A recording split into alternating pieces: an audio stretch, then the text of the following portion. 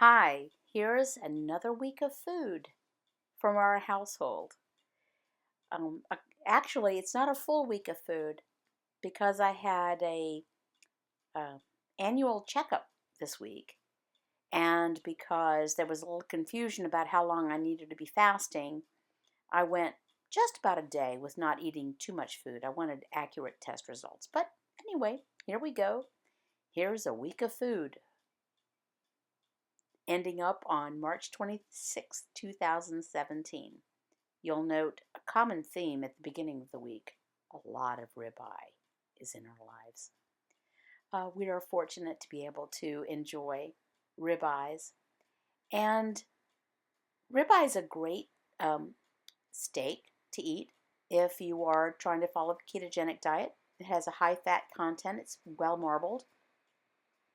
This meal actually shows three ribeyes. Our younger son and his wife were here pleasantly for dinner, and we threw some steaks on the bobby, as they say. So we just put the steaks on a plate, and my husband made kind of a salad of avocado, tomato, onion, a little bit of seasonings there. And we really like just eating communal style. We've started doing that more and more recently. So the four of us there grabbed off our steaks, and between the four of us, we actually only ate two steaks. And so we had leftover ribeye for another couple of days. This was the next night's meal. My husband and I took some of the already cooked ribeye, some green beans, heated them up, tomato, cucumber, lime. You got a meal. The next morning after that, this is a plate my husband presented for me. A couple of scrambled eggs, thick sliced bacon.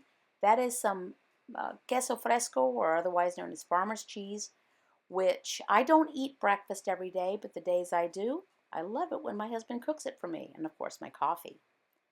This is a little bowl, a bouillon bowl, of egg drop soup.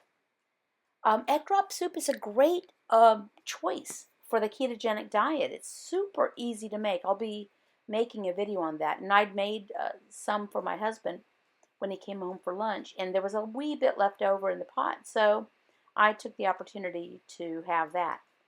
This was a super easy meal. Uh, I'm such a lazy cook. Shrimp that was mostly thawed, but maybe not 100%. Threw it in a skillet with some Old Bay seasoning and some coconut oil. And when it was kind of cooked through, I threw in some frozen broccoli. And that was it. It makes its own sauce, essentially. The Old Bay seasoning and any other seasonings, you just throw that in. It takes almost no time, really just enough time to heat through. And put the skillet in the middle of the table, and we picked at it and ate. We had a really great meal. I mean, this is a great way to eat, I've got to say. Now, for something totally different, this is beef liver. Beef liver, or liver in general, is a great food, high in nutrients. It's simply not been part of our rotation for a while, but getting out of our comfort zone, getting out of my comfort zone, frankly, my husband loves liver. Um, got some beef liver from a local market and fried it in bacon fat. Just deep fat fried it. Flat out fried it.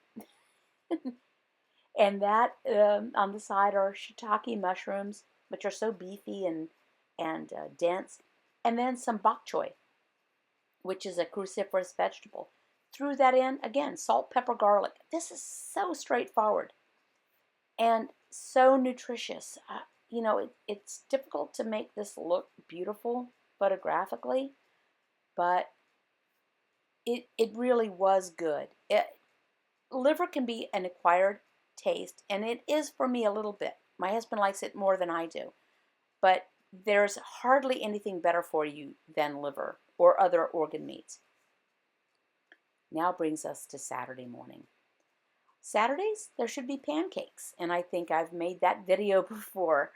The The recipe that I use makes about 7 or 8 pancakes. My husband ate the bulk of them, but I took one little cream cheese pancake with some butter, and you can see my fish oil tablet there, and my coffee, and some butter on top, Kerrygold butter, and it was really good and satisfying.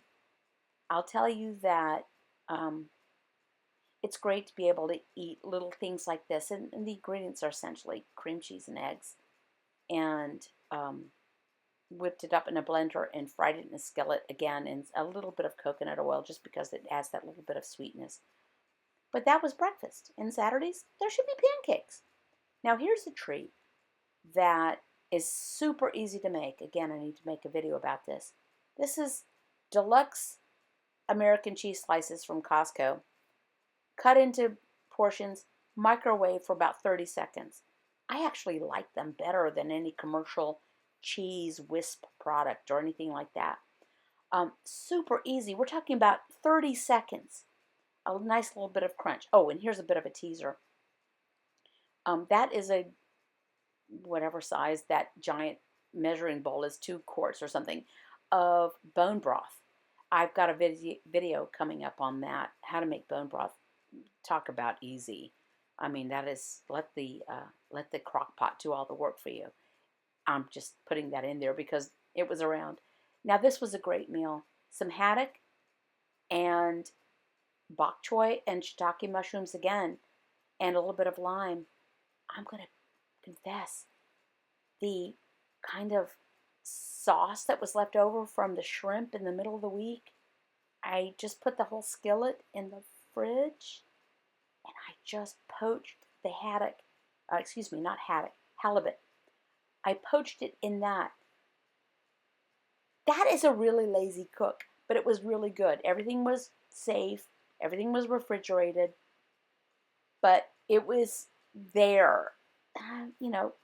Cast stones if you must. But it was really, really good. Very nutritious and very satisfying. So we're trying to shake things up just a little bit. So we've got some liver, we got some seafood, we got some fish. We'll be incorporating other foods into our roundup. Thanks for watching. Have a great week, and talk to you soon.